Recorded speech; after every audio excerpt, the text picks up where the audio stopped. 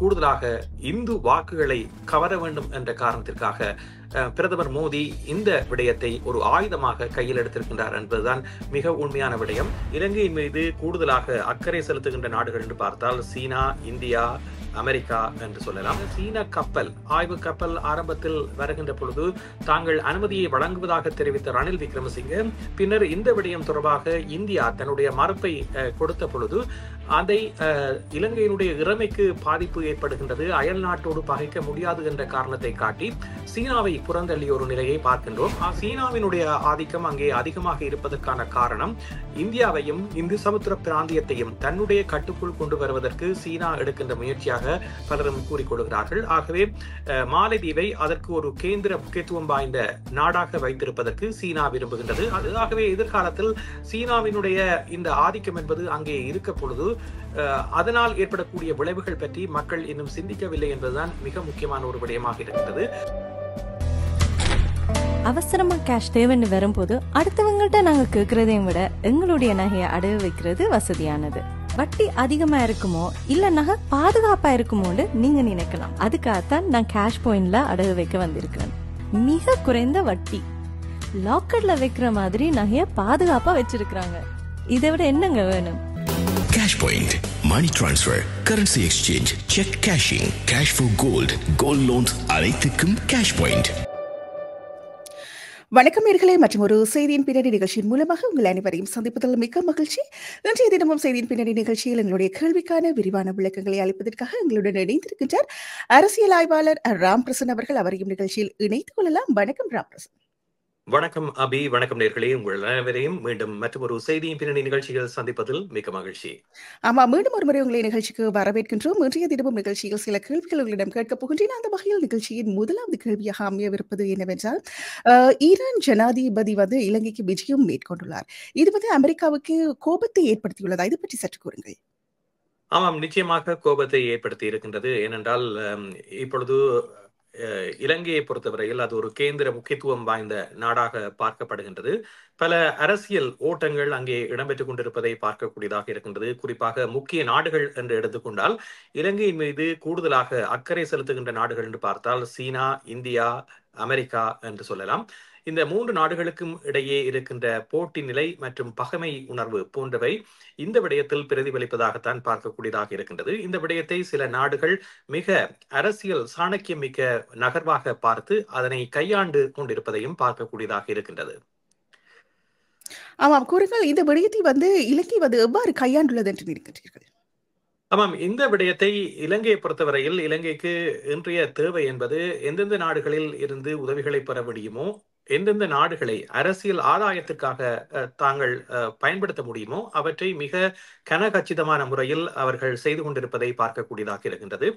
Iran உடைய நட்புறவை கூடுதலாக வளர்த்தவர் என்ற பெருமையை பார்க்கின்ற பொழுது அது இலங்கை ஜனாதிபதியாக இருந்த மஹிந்த ராஜபக்சவை சார்ந்தும் அவர்தான் இந்த உமா ஓயா திட்டத்துக்கு அடிக்கல் நாட்டக்கூடிய ஒரு நிலையை ஏற்படுத்தினார். ஏனென்றால் அந்த காலகட்டத்தில் அகமதி ஜினாட் என்று கூறப்படுபவர் ஈரானுடைய ஒரு முக்கிய தலைவராக விளங்கிய காலப்பகுதியில் ஈரானை இலங்கைக்கு உதவி அளிப்பதற்கான ஒரு நிலைக்கு மஹிந்த ராஜபக்ச தரப்பினர் கொண்டு வந்திருந்தார்கள் என்பது உண்மையான விடயமாக இருந்தது. குறிப்பாக ஈரானினுடைய எண்ணெய் வளத்தை பயன்படுத்தக்கூடிய ஒரு நிலையையும் அப்போது ஏற்படுத்தி இருந்தார்கள். அங்குரார்ப்பணம் செய்யப்பட்டிருக்கின்றது. இதனால் கூடுதலான பலன்கள் கிடைக்கும் என்று எதிர்பார்க்கப்பட்டாலும் இந்த விடயத்தை மிக சிறப்பாக கையாண்டு இப்பொழுது ஈரான் ஜனாதிபதி உலக நிலையில் ஒரு பதட்டம் ஏற்பட்டிருக்கின்ற சூழ்நிலையிலும் தான் நிர்ணயித்த இந்த திகதிக்கு இலங்கையினுடைய விஜயத்தை மேற்கொண்டிருப்பது என்பது இதற்கு அவர் முக்கியம் கொடுத்திருக்கின்றார் என்ற ஒரு விடயத்தை தான் உலக நாடுகள் பார்க்கக்கூடிய ஒன்றாக இருக்கின்றது. ஆனால் இவருடைய விஜயம் என்பது குறிப்பாக பாகிஸ்தானுக்கு அவர் சென்றிருந்தார். உங்களுக்கு தெரியும், பாகிஸ்தானுக்கும் ஈரானுக்கும் இடையிலான மோதல் சம்பவம் கூட ஆரம்பத்தில் இடம்பெற்றிருந்தது. ஆகவே அந்த நிலையில் கூட அவர் பாகிஸ்தானுக்கு சென்று பேச்சுவார்த்தைகளை நடத்தி சென்றிருப்பது என்பது அமெரிக்காவுக்கு ஒரு தர்ம சங்கடத்தை ஏற்படுத்திய ஒரு விடயமாக இருக்கின்றது. ஏனென்றால் இவ்வாறான நாடுகளுடனான நட்புறவை வளர்க்கக்கூடிய ஒரு நிலை இருக்கக்கூடாது என்பதனை இவ்வாறான வல்லரசுகள் விரும்புகின்றன. ஆனால் இருந்த பொழுதிலும் அவற்றை எல்லாம் மீறி இந்த பயணம் இடம்பெற்றிருப்பது என்பது இலங்கை இந்த விடயத்தை மிக சிறப்பாக கையாளுகின்றது என்பதனைத்தான் பார்க்க வேண்டும். ஏனென்றால் ரணில் விக்ரமசிங்கவை பொறுத்தவரையில் அவர் கூடுதலான அனுபவமிக்க ஒரு தலைவர். எந்த நாடுகளையும் பகைக்காமல் தன்னுடைய விடயங்களை சாதிப்பதற்கு இந்த விடயங்களை நகர்த்துவதை பார்க்கக்கூடியதாக இருக்கின்றன. அதற்கு ஒரு உதாரணமாக சீன கப்பல் ஆய்வு கப்பல் ஆரம்பத்தில் வருகின்ற பொழுது தாங்கள் அனுமதியை வழங்குவதாக தெரிவித்த ரணில் விக்ரமசிங்க பின்னர் இந்த விடயம் தொடர்பாக இந்தியா தன்னுடைய மறுப்பை கொடுத்த பொழுது அதை இலங்கையினுடைய இறைமைக்கு பாதிப்பு ஏற்படுகின்றது, அயல் நாட்டோடு பகைக்க முடியாது என்ற காரணத்தை காட்டி சீனாவை புறந்தள்ளிய ஒரு நிலையை பார்க்கின்றோம். ஆகவே பேலன்ஸ் செய்கின்ற ஒரு விடயமை இந்த இலங்கை அரசு கையாள்வதையும் பார்க்கக்கூடியதாக இருக்கின்றது.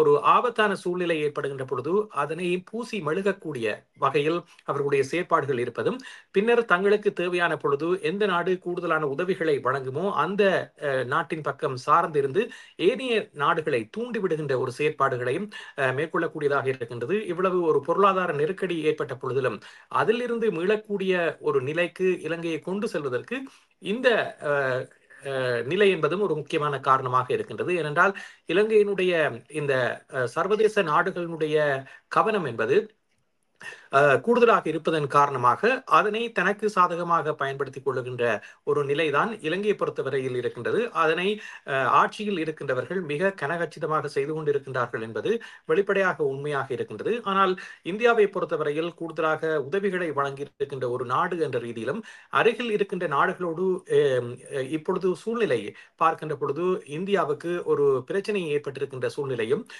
இலங்கையோடு கூடுதலான நட்புறவை மேற்கொள்ளக்கூடிய ஒரு நிலையில் இந்த நாடுகள் இருப்பதையும் பார்க்கலாம்.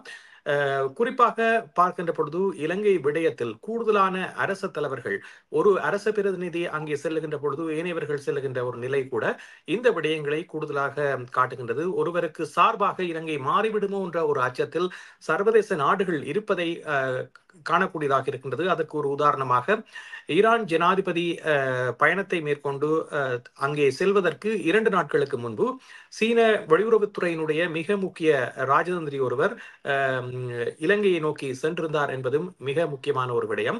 அவர் பல்வேறு சந்திப்புகளை மேற்கொண்டிருக்கின்றார். ஆகவே அந்த விஜயம் கூட பலருக்கு பல்வேறு கேள்விகளை ஏற்படுத்தி இருந்தது, ஏன் இவ்வாறு அந்த பிரதிநிதி சென்றார் என்று. இதே நேரத்தில் இப்பொழுது பார்க்கின்ற பொழுது ரஷ்யாவினுடைய உயர் இராணுவ அதிகாரி ஒருவர் சவேந்திர சில்வா அவர்களை இந்த கால பகுதியில் சந்தித்திருப்பதும் இங்கே குறிப்பிட்டு சொல்லக்கூடிய ஒரு விடயமாக இருக்கின்றது. ஆகவே ஒவ்வொரு நாடுகளும் ஏனைய நாடுகளுக்கு இடையில் இருக்கின்ற இந்த புரிந்துணர்வு நடவடிக்கைகளில் கூடுதலாக தங்களுடைய ஈடுபாட்டை காட்டுவதையும் பார்க்கக்கூடியதாக இருக்கின்றது. இவை ஒவ்வொரு நாடும் இன்னும் ஒரு நாடோடு சார்ந்துவிடக் கூடாது என்பதில் மிக கவனமாக இருப்பதைத்தான் இங்கே குறிப்பிட்டு சொல்லலாம். சரி, அதை தொடர்ந்து கூறுங்கள் ராம். அமெரிக்கா, இந்தியா, சீனா இந்த 3 நாடுகளும் இந்த விடயத்தை எவ்வாறு பார்க்கின்றன என்று நினைக்கின்றீர்கள்? ஆமாம், இது ஒரு போட்டி நிறைந்த உலகமாக இருக்கின்றது. இன்றைய தினம் அமெரிக்கா வெளியிட்டிருக்கின்ற ஒரு எச்சரிக்கையை பார்ப்போமானால், குறிப்பாக பாகிஸ்தானுக்கு ஈரான் உதவி வழங்குகின்ற நடவடிக்கையை அது உன்னிப்பாக கவனித்திருக்கின்றது. அதே போன்று இலங்கை விடயம் தொடர்பாகவும் அது ஏற்கனவே தன்னுடைய காட்டமான அழுத்தத்தை பிரயோகித்திருந்தது. இருந்த பொழுதிலும் அவருடைய விஜயம் என்பது தவிர்க்க முடியாததாக நடந்தேறி இருக்கின்றது. இலங்கையோடு 5 புரிந்துணர்வு ஒப்பந்தங்களில் அவர்கள் காய்ச்சாத்திருக்கின்றார்கள். மிக முக்கியமாக திரைத்துறை மற்றும் பொருளாதார கட்டமைப்பு போன்ற விடயங்கள் அவர்கள் இந்த புரிந்துணர்வு ஒப்பந்தத்தில் மேற்கொள்ளுகின்ற விடயமாக இருக்கின்றது. எதிர்காலத்தில் ஈரானோடு சேர்ந்து பணியாற்றக்கூடிய பல வழிவகைகளை அவர்கள் மேற்கொண்டிருக்கின்றார்கள். அதே போன்று ஈரானுடைய பாகிஸ்தான் நட்புறவு என்பது ஏற்கனவே இந்த மோதல் முருகல் நிலை இருந்த நிலையில் அதனை பேசி தீர்க்க வேண்டும் என்றுதான் 3 நாள் விஜயத்தை ஈரான் ஜனாதிபதி அவர்கள் மேற்கொண்டிருந்தார். அது வெற்றியளித்திருப்பதாகவும் பார்க்கலாம். காரணம், அமெரிக்கா ஒரு விடயத்தை குறிப்பிட்டிருக்கின்றது. பொருளாதார ரீதியில் சில விடயங்களை செய்கின்ற பொழுது அதனை தாங்கள் எச்சரிப்பதாக தெரிவித்திருக்கின்றது. ஆனால் அவ்வாறு எச்சரித்த பொழுதிலும் பாகிஸ்தான் ஈரானோடு நட்புறவோடு இருக்கின்ற ஒரு நாடு. அதே போன்று இந்தியாவை பொறுத்தவரையில் இந்தியா ஈரானோடு நட்புறவாக இருக்கின்ற நாடு. ஆகவே இந்த நட்புறவாக இருக்கின்ற நாடுகளோடு சேர்ந்து இலங்கை இந்திய விஜயங்களை அவர்கள் கையாள்வதற்கு முற்படுகின்றார்கள் என்ற ஒரு விடயத்தை தான் சீனாவினுடைய இந்த அணுகுமுறை பார்க்கக்கூடியதாக இருக்கின்றது. ஆகவே இந்த ஈரான் என்ற ஒரு நாட்டை வைத்துக்கொண்டு சீனா இலங்கை மற்றும் இந்தியா, அமெரிக்கா போன்ற விடயங்களை கையாள்வதற்கு முற்படுகின்றதா என்ற ஒரு கேள்வி இப்பொழுது எழுந்திருக்கின்றது. என்பதை பார்க்கக்கூடியதாக இருக்கின்றது. ஆகவே இது ஒரு சர்வதேச ரீதியில் மிகச் சிறப்பான அணுகுமுறையை சீனா பின்பற்றி இருக்கின்றது என்றுதான் பார்க்கலாம். ஆனால் ஈரான் இந்த விடயத்தை எவ்வாறு தொடர்ந்து கையாளப் போகின்றது, இது ஏற்கனவே குறிப்பிட்டது போன்று தனிப்பட ஒரு நட்புறவு ரீதியிலான அணுகுமுறையாக இருக்க போகின்றதா, அல்லது இந்த உமா ஓயா திட்டம் என்ற ஒரு திட்டம் என்பது ஒரு வித்தியாசமான அணுகுமுறையை தோற்றுவிப்பதற்கான ஒரு எடுகோளாக வைத்து நகர்த்தப்பட்டிருக்கின்ற ஒரு விடயமாக என்பதையும் நாங்கள் பொறுத்திருந்து பார்க்க வேண்டும். ஆனால் ஈரான் ஜனாதிபதியினுடைய பாதுகாப்பு காரணங்களை மேற்கோள் காட்டி பல்வேறு தகவல்கள் வெளிவந்தாலும் அவர் மத்தள சர்வதேச விமான நிலையத்திற்கு சென்று இறங்கியது என்பது கூட இங்கே பல்வேறு கேள்விகளை ஏற்படுத்தி இருக்கின்றன. ஏனென்றால் மத்தள விமான நிலையம் என்பது இப்பொழுது ரஷ்யாவினுடைய ஒரு முகாமைத்துவ பிரிவினால் நிர்வகிக்கப்படுகின்ற ஒரு விமான நிலையம்.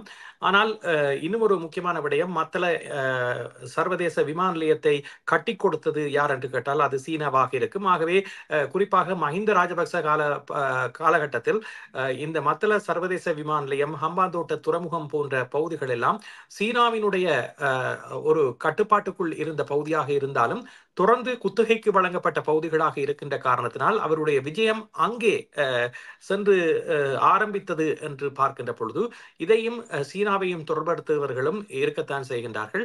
ஆகவே இந்த விடயங்களில் கூடுதலாக சீனாவின் தலையீடு இருந்திருக்கின்றது என்பதற்கு எடுத்துக்காட்டாக பல விடயங்களை குறிப்பிடலாம். ஆகவே இந்த விடயத்தை சீனா மிகவும் அரசியல் நோக்கோடுதான் அணுகுகின்றது என்பதனை ஓரளவுக்கு தீர்மானிக்கக்கூடிய விடயங்கள் வெளிவந்து கொண்டிருக்கின்றன.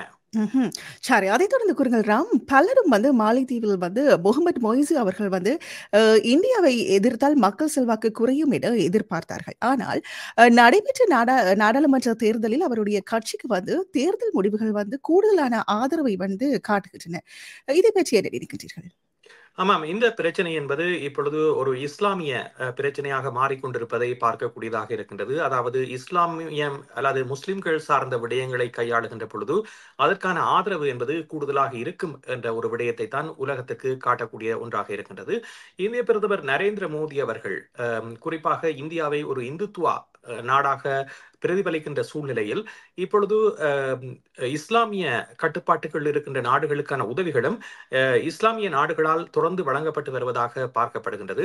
ஆனால் மாலைதீவு என்பது இஸ்லாமியர்கள் கூடுதலாக இருக்கின்ற நாடாக இருந்தாலும் கூட சீனாவினுடைய ஆதிக்கம் அங்கே அதிகமாக இருப்பதற்கான காரணம் இந்தியாவையும் இந்து சமுத்திர பிராந்தியத்தையும் தன்னுடைய கட்டுக்குள் கொண்டு வருவதற்கு சீனா எடுக்கின்ற முயற்சியாக பலரும் கூறிக்கொள்கிறார்கள். ஆகவே மாலைதீவை அதற்கு ஒரு கேந்திர முக்கியத்துவம் வாய்ந்த நாடாக வைத்திருப்பதற்கு சீனா விரும்புகின்றது. அதற்கான உதவிகள் பலவற்றையும் இந்தியாவை காட்டிலும் அதிகமாக செய்ய சீனா தயாராக இருக்கின்றது என்பது மிக முக்கியமான விடயம். ஆகவே கூடுதலான உதவிகளை செய்து தன்னுடைய கட்டுக்குள் மாலைதீவை வைத்திருப்பதற்கு முகமது மொய்சு என்பவரை அவர்கள் ஒரு ஊடகமாக பயன்படுத்துகின்றார்கள். அந்த வகையில் தான் முகமது மொய்சு தேர்தலில் இறங்கிய பொழுது இந்தியாவுக்கு எதிராகவும் நரேந்திர மோடிக்கு எதிராகவும் ஒரு பிரச்சார நடவடிக்கையை மேற்கொண்டு அந்த பிரச்சார நடவடிக்கை என்பது மக்கள் மத்தியில் எடுபடக்கூடிய ஒரு அடித்தளத்தை ஜனாதிபதி தேர்தலில் அவர்கள் முன்வைத்திருந்தார்கள்.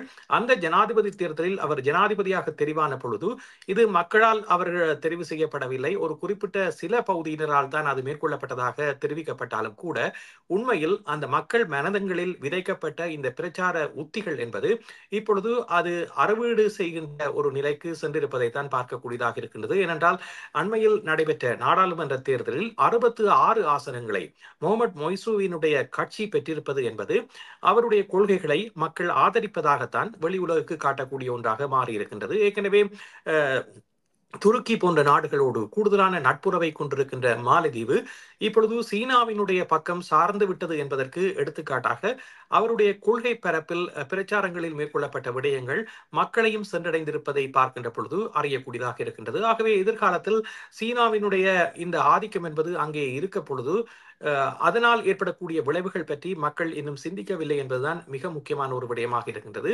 இந்தியா வெளிப்படையாக உதவிகளை செய்தாலும் இந்தியாவை இப்பொழுது எதிர்த்து தனித்து நிற்கின்ற பொழுது இந்தியா இனிவரும் காலங்களில் எவ்வாறான அணுகுமுறையை கொண்டிருக்கும் என்பது கேள்விக்குறியான விடயமாக இருக்கின்றது. ஏனென்றால் உல்லாச பயணத்துறை என்பது அவர்களுக்கு ஒரு வீழ்ச்சி நிலையை ஆரம்பத்தில் சந்தித்தாலும் கூட கூடுதலாக சீனர்களை மாலைதீவுக்கு அனுப்புவதற்கான திட்டங்களையும் உல்லாச பயண நெறிமுறைகளை வழிவகுப்பதற்கும் சீன அரசும் தயாராக இருக்கின்ற நிலையில் மாலைதீவை நோக்கி சீனர்கள் படையெடுக்கக்கூடிய ஒரு வாய்ப்பும் இதன் மூலமாக திறக்கப்பட்டிருப்பதாக கூறப்படுகின்றது. ஏற்கனவே மாலைதீவு ஜனாதிபதி முகமது முய்சு அவர்கள் சீனாவுக்கு விஜயத்தை மேற்கொண்டிருந்த பொழுது சீன வெளியுறவுத்துறை அமைச்சர் சந்தித்து மக்களிடம் வெளிப்படையாக குறிப்பிட்டிருந்தார், உல்லாச பயண நடவடிக்கைகளை நீங்கள் மேற்கொள்ளுகின்ற பொழுது மாலத்தீவுக்கு செல்லுங்கள் என்ற ஒரு விடயத்தையும் குறிப்பிட்டிருக்கின்றார்கள். இதனால் இப்பொழுது இந்தியர்கள் பலரும் அங்கே உல்லாச விடுதிகளை வைத்திருக்கின்றார்கள். இதன் காரணமாக இந்த உல்லாச விடுதிகள் என்பது அவர்களுடைய வணிக ரீதியிலான பாதிப்புகளை சந்திக்குமா, முதலீடுகளை தொடர்ந்து வருகின்ற காலங்களில் மேற்கொள்வதற்கு கட்டுப்பாடுகள் விதிக்கப்படுமா போன்ற கேள்விகள் எல்லாம் எழுப்பப்படுகின்றன. ஏற்கனவே இந்திய பிரதமர் நரேந்திர மோடி அவர்கள் வெளிப்படையாக இந்தியர்களுக்கு மாலத்தீவை காட்டிலும் லட்சத்தீவுக்கு செல்லுங்கள் என்ற ஒரு விடயத்தை தன்னுடைய ட்விட்டர் பதிவில் போட்டிருந்தது சமூக வலைத்தளங்களில் ஒரு ட்ரெண்டாக மாறியிருந்தது. இதன் காரணமாக பலர் மாலத்தீவுக்கு செல்லாமல் தங்களுடைய பயணங்களை ரத்து செய்ததும் ஒரு விடயமாக பார்க்கப்பட்டது. ஆனால் இப்பொழுது இந்த மாலத்தீவினுடைய அணுகுமுறை என்பது இவ்வாறு தொடர்ந்து வேறு நாடுகளுக்கு அல்லது வேறு நாட்டவர்கள் அங்கே செல்ல போகின்ற பொழுது அது வெற்றியளிக்கின்ற பட்சத்தில் இந்தியாவை தொடர்ந்து அவர்கள் எதிர்க்கின்ற ஒரு சூழ்நிலை உருவாகும். இப்பொழுது மாற்று இடத்தை தெரிவு செய்ய வேண்டிய ஒரு நிலைக்கு இந்தியா தள்ளப்பட்டிருப்பதாக கூறப்படுகின்றது. சில பகுதிகளில் புதிய கட்டுமானங்களை மேற்கொண்டு ஒரு கேந்திர முக்கியத்துவம் வாய்ந்த கண்காணிப்பு மையங்களை உருவாக்குவதற்கு இந்தியா முயற்சி செய்வதாக தெரிவிக்கப்படுகின்றது. ஏனென்றால் இந்திய படையினர் அங்கிருந்து அனுப்பப்பட்டிருக்கின்ற சூழலில் இப்பொழுது அவர்களுக்கு இந்த கடல் கண்காணிப்பு மற்றும் இந்த விடயம் என்பது மிக முக்கியமாக கண்காணிக்கப்பட வேண்டிய ஒன்றாக மாறியிருக்கின்றது. அதனை இந்தியா செய்து கொண்டிருக்கின்றது என்றுதான் கூற வேண்டும். ஆனால் இப்பொழுது முன்னர் எதிர்பார்த்த ஒரு நிலை இல்லை என்பது நிச்சயமாக இந்தியாவுக்கு கவலையை ஏற்படுத்தும். ஏனென்றால் அவர்கள் எதிர்பார்த்தது இந்த இந்திய உல்லாச பயணத்துறை என்பது மாலத்தீவுக்கு செல்லாத நிலையில் மாலத்தீவு பல்வேறு பிரச்சனைகளை எதிர்நோக்கும் என்று. ஆனால் ஒரு விடயம், சீனா தன்னுடைய உதவிகளை வழங்கி அதே நேரத்தில் ஒரு பக்கம் கடன்களையும் தொடர்ந்து வழங்கி கொண்டிருக்கின்றது. ஒரு காலகட்டத்தில் இவ்வாறான ஒரு நிலைக்கு சென்றால் சீனா சில வேளைகளில் வட்டிக்கு மேல் வட்டியார விட்டு மாலத்தீவுகளை தனக்கு சொந்தமாக்கக்கூடிய ஒரு நிலை கூட ஏற்படக்கூடிய வாய்ப்புகள் தென்படுகின்றன. இப்பொழுது நட்புறவு பாராட்டினாலும் கூட சீனாவினுடைய உள்நோக்கம் என்பது அந்த பிராந்தியத்தை தனக்கு ஒரு சாதகமான இடமாக மாற்ற வேண்டும் என்பதுதான். ஒரு காலகட்டத்தில் மாலத்தீவு இந்த விடயங்களை செய்ய மறுக்கின்ற பொழுது அதுவே ஒரு பகை உணர்வை ஏற்படுத்தக்கூடிய விடயமாகவும் மாறக்கூடிய அபாயம் இருக்கின்றது. இதுவரை காலமும் இந்தியா மாலத்தீவுக்கு இடையிலான நட்புறவு என்பது இவ்வாறான ஒரு நிலைக்கு சென்றதில்லை. ஆனால் சீனா தன்னுடைய ஆதாயம் கருதி நகர்கின்ற ஒரு காரணத்தினால் இது ஒரு பாதிப்புக்கு உள்ளாகக்கூடிய வாய்ப்புகளையும் தோற்றுவித்திருக்கின்றது என்பது மறைக்க முடியாத உண்மையாகவும் இருக்கின்றது. சரி, அதை தொடர்ந்து கூறுங்கள் ராம். இந்திய பிரதமர் மோடியின் தேர்தல் பிரச்சாரம் பேச்சும் அதனால் ஏற்பட்ட விளைவுகளும் பற்றி சற்று குறிப்பிடுவீர்களா? ஆமாம், குறிப்பாக இஸ்லாமியருக்கு எதிரான பிரச்சாரம் என்று அவர்கள் வெளிப்படையாக கூறுகின்றார்கள். குறிப்பாக காங்கிரஸ் கட்சியும் அதனோடு சேர்ந்து இருக்கின்ற கூட்டணி கட்சிகளும் இப்பொழுது இதை ஒரு பேசுபொருளாக எடுத்திருக்கின்றன. உண்மையில் நரேந்திர மோடி அவர்கள் இந்த விடயத்தை இவ்வாறு கூறியிருப்பது என்பது மக்களுடைய மனங்களை வெல்வதற்காகத்தான் இருக்குமே ஒழிய இஸ்லாமியர்களுக்கு எதிரான ஒரு விடயமாக அவர் இந்த தேர்தல் பிரச்சாரத்தில் அந்த விடயத்தை எடுத்திருக்க மாட்டார் என்பது வெளிப்படையான ஒரு உண்மையாக இருந்தாலும் கூட ஒரு நாட்டினுடைய பிரதமர் இவ்வாறான கருத்துக்களை தேர்தல் மேடைகளில் தெரிவிப்பது என்பது எந்தளவு நாகரிகமான விடயம் என்பது எல்லோரும் கேட்க வேண்டிய ஒரு கேள்வியாக இருக்கின்றது. ஆனால் குறிப்பாக இந்துத்வா என்ற தலைப்பின் கீழ் கூடுதலாக இந்து வாக்குகளை கவர வேண்டும் என்ற காரணத்திற்காக பிரதமர் மோடி இந்த விடயத்தை ஒரு ஆயுதமாக கையில் எடுத்திருக்கின்றார் என்பதுதான் மிக உண்மையான விடயம். இதே நேரத்தில் கடந்த காலங்களை எடுத்துக்கொண்டால் காங்கிரஸ் கட்சி பல்வேறு விடயங்களை தேர்தல் மேடைகளில் பேசியிருக்கின்றது. குறிப்பாக இந்து மதம் பற்றிய பல்வேறு விடயங்களை குறிப்பிட்டிருக்கின்றது. ஆனால் இந்துக்களை அழித்து விடுவோம் என்ற ரீதியில் பல்வேறு விடயங்களை குறிப்பிட்டிருக்கின்றது. ஆனால் அப்பொழுது இந்த விடயங்கள் ஒரு பேசு பொருளாக மாறவில்லை. காரணம், இந்து துவா என்ற கொள்கையின் அடிப்படையில் மக்கள் இதனை ஒரு பெரிய விடயமாக எடுப்பதில்லை என்பது வெளிப்படையாக உண்மை.